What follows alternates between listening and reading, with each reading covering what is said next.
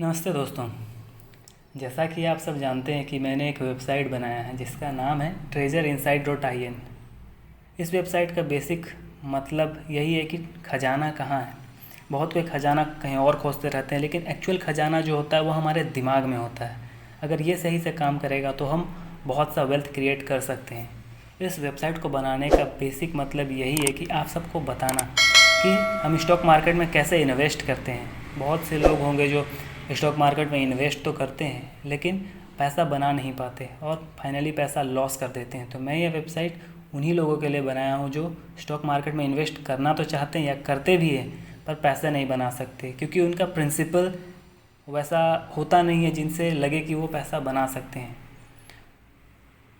तो चलिए आइए देखते हैं कि इस वेबसाइट में आपको मिलेगा क्या।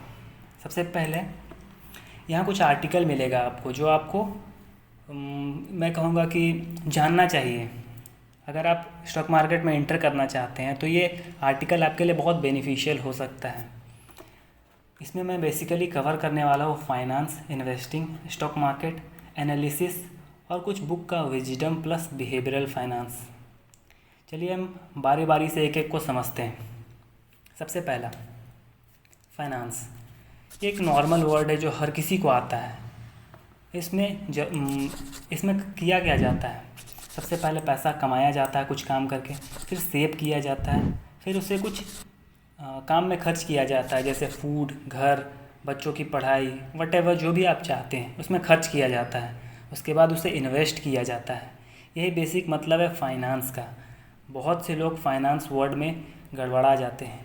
उन्हें लगता है कि ये कुछ बहुत बड़ा वर्ड है। ये कुछ वैसा बड़ा वर्ड नहीं है, बस आप सब जानते हैं, बस आपको इसे सही तरीके से यूज करना नहीं आता। अगर आपको इस फाइनेंस को सही तरीके से यूज करने सीखना है तो मैं चाहूँगा कि आप the richest man in Babylon book को पढ़ें। अगर आप बुक नहीं पढ़ सकते तो मैंने आर्टिकल लिखा है the richest man in Babylon पे, आप उसे भी पढ़ सकते हैं। मैंने जितना ज़्यादा हो सके उस बुक को एनालाइज करके लिखने की कोशिश की है। होप आपको वो पसंद आएगा। जब आप पैसे बना लेते हैं और जब आप इन्वेस्टमेंट करने की सोचते हैं तो इन्वेस्टमेंट करने का ऑप्शन कहाँ कहाँ है।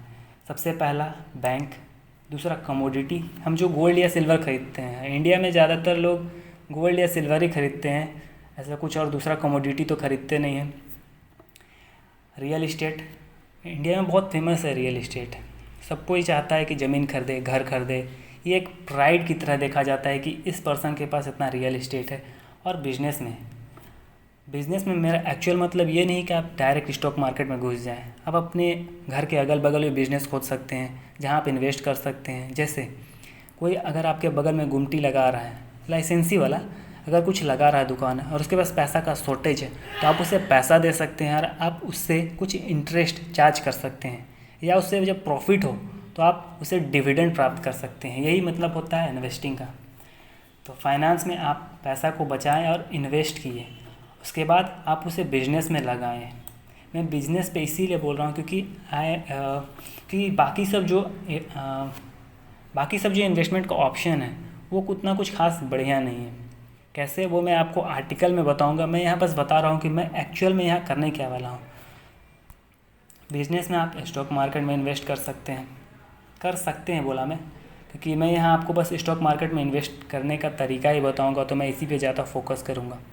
अब स्टॉक मार्केट में घुसने से पहले आपको पता होना चाहिए कि स्टॉक मार्केट क्या है, क्यों है और कैसे काम करता है। ये ऐसा नहीं कि बस घुस गया और पैसा बन गया, कोई भी कंपनी में लगा दिए।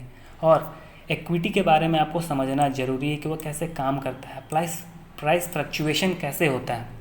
और आपके पास इक्विटी में अदर इन्वेस्टमेंट ऑप्शंस क्या क्या है, जैसे म्यूचुअल फंड, ETF। आप चाहे तो म्यूचुअल फंड में भी इन्वेस्ट कर सकते हैं या ETF में इन्वेस्ट कर सकते हैं, या आपकी मर्ज़ी।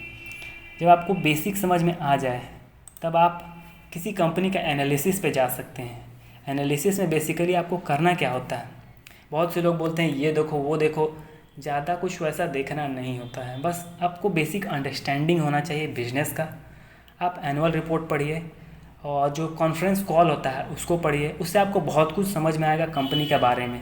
जब आपको कंपनी समझ में आएगा तो आपको लगेगा कि हम एग्ज़ाम्पल के तौर पे, अगर आपको उस कंपनी के बारे में सब कुछ पता है, ऐसे सब कुछ कभी क्लियर होता नहीं है, लेकिन अगर आपको उस कंपनी के बारे में ज़्यादातर चीज़ें पता है तो आपको लगेगा कि आई एम कॉन्फिडेंट दैट वो कंपनी आगे से 5 या 10 साल में अच्छा परफॉर्म कर सकता है। तो एनालिसिस में सबसे पहला बात बिजनेस को समझना।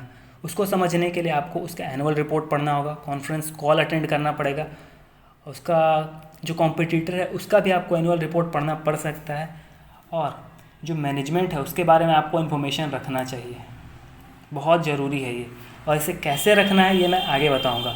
और फाइनेंशियल्स पे तो आपको ध्यान रखना ही है। जब आप ये सब कुछ कर लेते हैं तब आप अपॉर्चुनिटी या तो पा सकते हैं या खो सकते हैं, बस यही हो सकता है। इस केस में जब आप एनालिसिस कीजिएगा तो आपको अपॉर्चुनिटी मिल सकता है या आप अपॉर्चुनिटी छोड़ सकते हैं, या आपको यहाँ से कुछ कबाड़ भी मिल सकता है। मतलब कबाड़ में आपको नहीं जाना है, कुछ ऐसा कंपनी है जो बस कबाड़ ही होता है जिस पे पैसा लगाना ही नहीं चाहिए। एनालिसिस करने के बाद फाइनली आता है विजडम, जो एक तरह से कहे जो बहुत सारे जो इन्वेस्टर हैं जो अपना पैसा बनाए हैं उनसे सीखना कि उन्होंने कैसा अपना पैसा बनाया है। जैसे पीटर लिंच, उनका रिकॉर्ड है 27 to 29% एनुअल रिटर्न देने का, तो आप उनके बारे में पढ़ सकते हैं।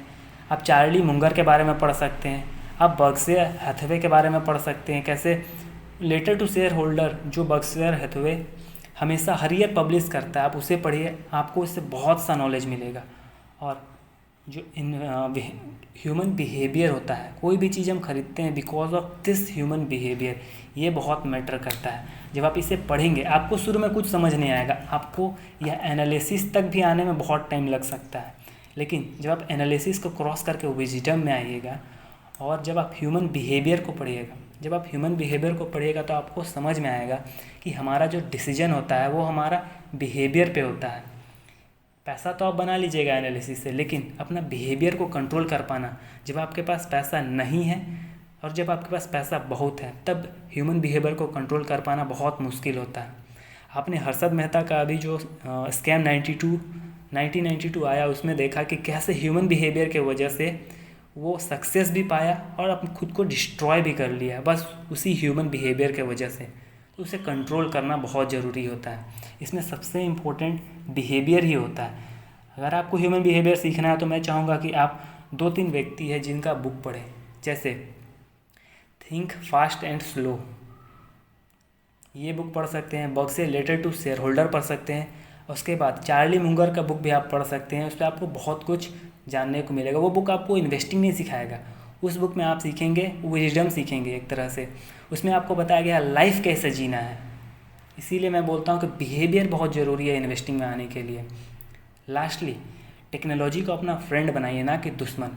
हमेशा प्राइस चेक मत करते रहिए। कोई ज़रूरी नहीं है कि आपका प्राइस बढ़ जाए या घट जाए, कोई फ़र्क नहीं पड़ता। आपको प्राइस चेक तभी करना है जब आपको लगे कि हमको इसको ख़रीदना है या बेचना है। तब जब आप कॉन्फिडेंट है कि ये कंपनी या तो आगे जा सकता है या नीचे आ सकता है, तभी प्राइस चेक कीजिए। वो भी नंबर चेक मत कीजिए, इससे बेटर कि आप मार्केट कैप चेक कीजिए। वो आपको बेटर साइकोलॉजिकल इफ़ेक्ट करेगा कि हाँ इसका मार्केट कैप इतना है।